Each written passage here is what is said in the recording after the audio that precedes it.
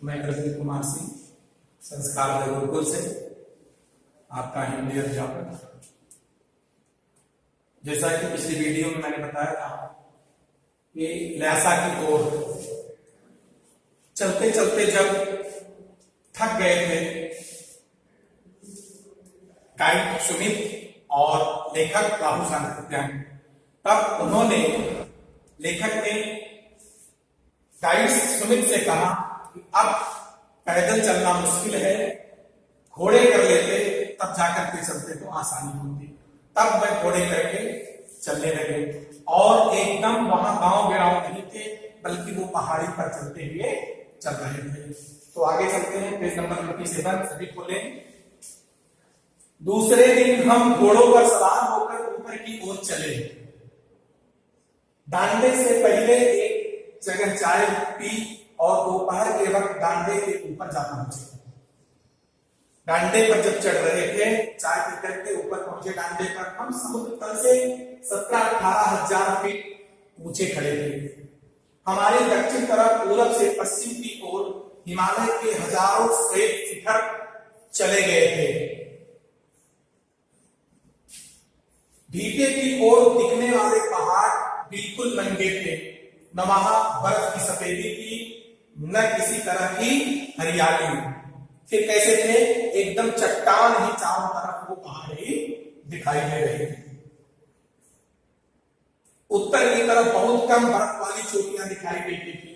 सर्वोच्च स्थान पर डांडे के देवता का स्थान था, जो पत्थरों के ढेर, जानवरों की सींगों और रंग बिरंगी कपड़ों की झाड़ियों से सजाया गया था।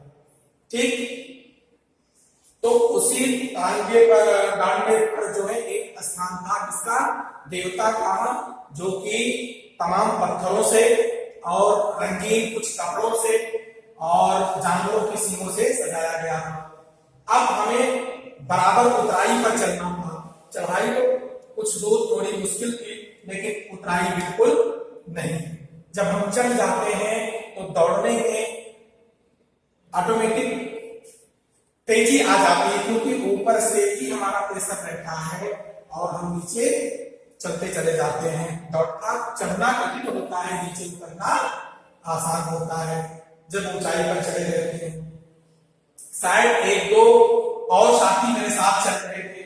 मेरा घोड़ा थोड़ा धीमे चलने लगा। किसका घोड़ा? राहुल सांकृत्यायन अर्थात लेखक का। और जो गाइड था उसका घोड़ा कैसे चल रहा था?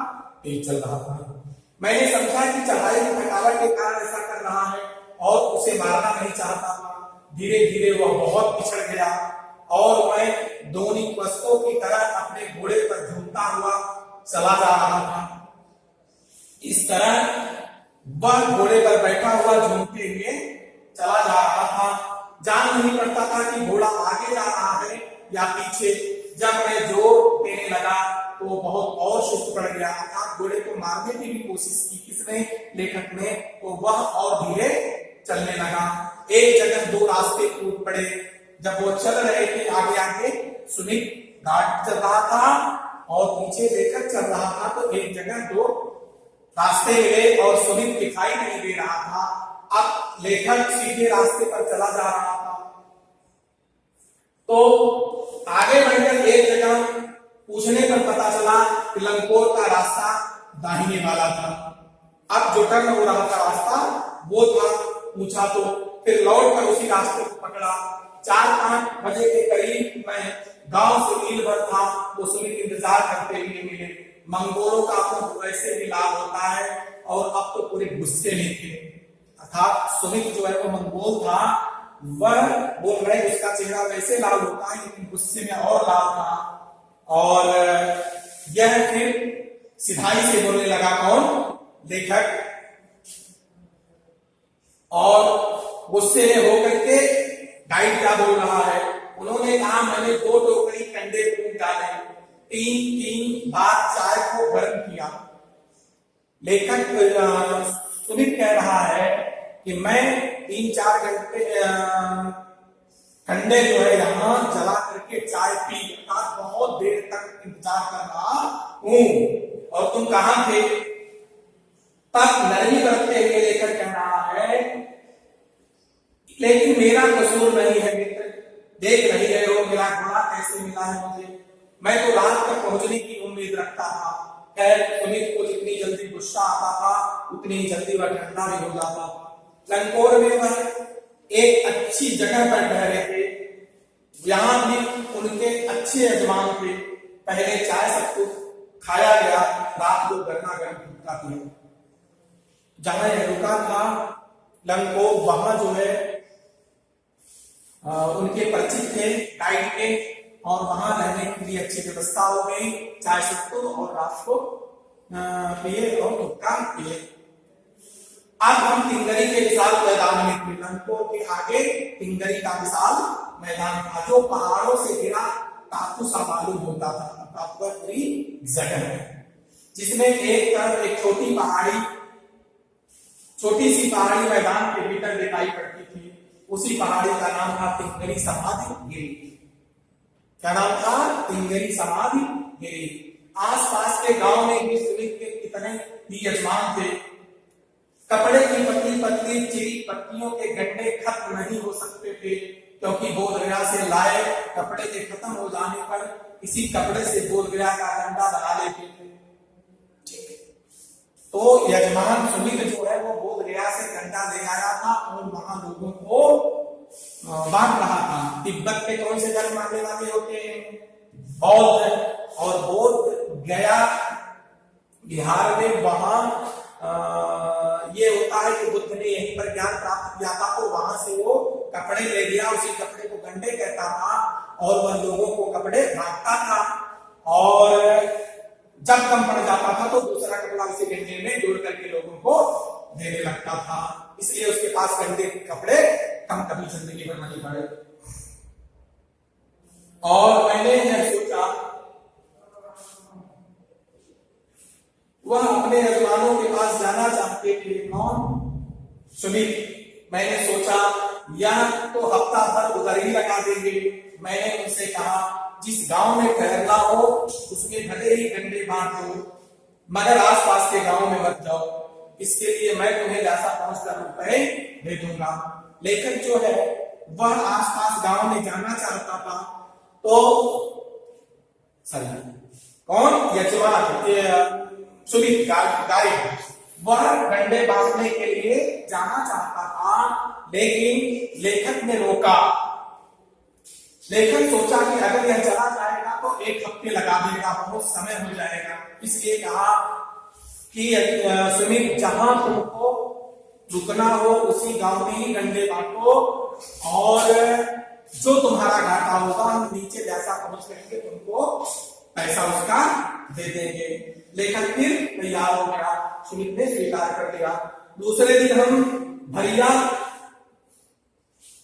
ढूंढने की कोशिश की, लेकिन कोई न मिला। सवेरे ही चल दिए होते तो अच्छा था, लेकिन अब 10-11 बजे तेज धूप में चलना पड़ रहा था। तिब्बत की धूप भी बहुत कड़ी मालूम होती है। यद्यपि थोड़े से भी मोटे कपड़े से सिर को ढांक ले तो गर्मी खत्म हो जाती है। ठीक, मोटे कपड़े से ढांक लो तो गर्मी चली जाती है। आप 2 बजे सूरज की ओर मुड़ करके चल रहे हैं, रात धूप से जल रहा है और पीछे का ठंडा बर्फ हो रहा है। जैसे वो चल रहा था, सामने धूप पड़ रही थी 2 बजे पश्चिम की तरफ, और उधर से शीतल हवा बरसने लग रही थी पीछे की तरफ। फिर हमने पीठ पर अपनी अपनी चीजें ला दी, डंडा हाथ में लिया और चल पड़े। यद्यपि सुमित के परिचित तिंगरी में भी थे, लेकिन वह एक और यजमान से मिलना चाहते थे, इसलिए आदमी मिलने का बहाना कर शेखर विहार की ओर चलने के लिए कहा। अब यहाँ तिंगरी समाधि पर भी लोग सुमित के परिचित थे। लंकोर से तिंगरी समाधि पहुंचे हुए थे, जहां बहुत विशाल मैदान था। वहां भी लेखक के यजमान थे और वह एक परिचित के यहाँ गए शेखर विहार में, और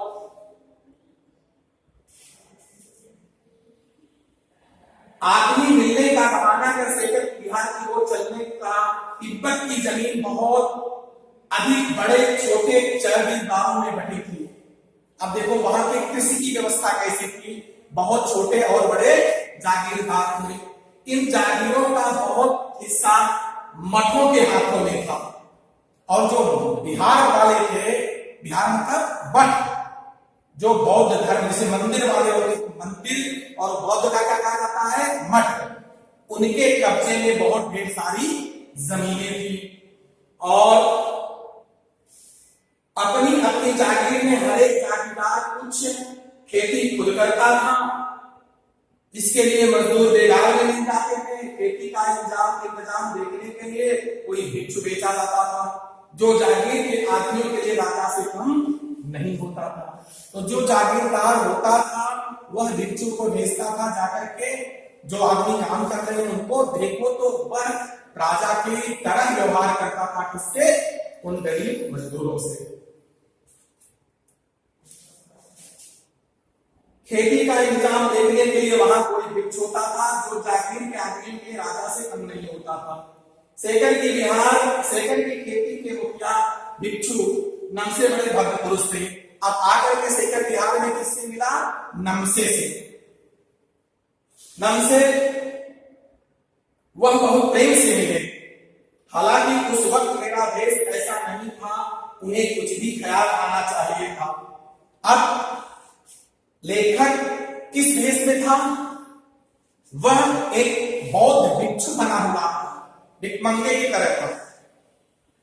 हालांकि पूरा भिक्षमंगा भी नहीं था, इसलिए नमसे जो है उसको एक भिक्षु की तरह इग्नोर कर रहा था। लेकिन जब नजदीक आ गया, बात करने लगा, तब वो जाना कि ये एक विदेशी है।